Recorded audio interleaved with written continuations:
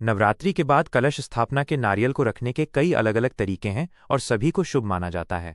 यह मुख्यतः आपकी मान्यता और सुविधा पर निर्भर करता है। यहाँ विस्तार से बताया गया है कि आप क्या कर सकते हैं। 1.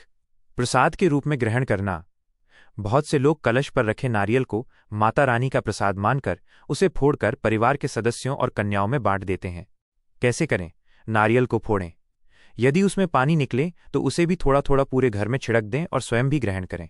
फिर नारियल की गिरी अंदर का भाग को सभी में प्रसाद के रूप में बांट दें।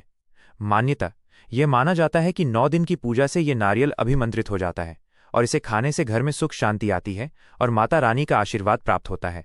कुछ मतभेद। कुछ विद्वानों का मत है कि यह नारियल आपके दुख और कष्टों को अवशोषित करता है, इसलिए इसे खाना नहीं चाहिए। 2. घर के मंदिर या तिजोरी में रखना।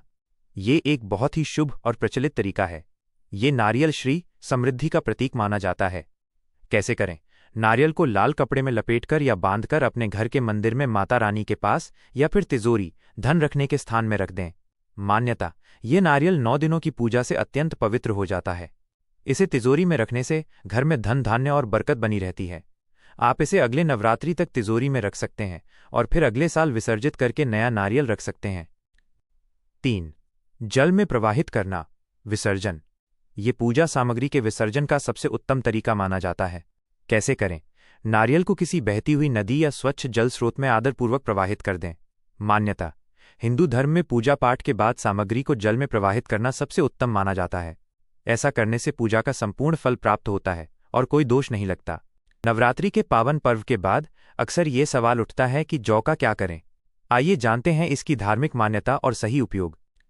जौ का महत्व। नवरात्रि में जौ बोना सुख समृद्धि और खुशहाली का प्रतीक माना जाता है। ये माँ दुर्गा के आशीर्वाद का सूचक है। विसर्जन और उपयोग। पूजा के बाद जौ को पवित्र नदी या जलाशय में विसर्जित करना चाहिए। कुछ लोग इसे घर के गमलों में भी लगाते हैं ताकि हरियाली बनी रहे।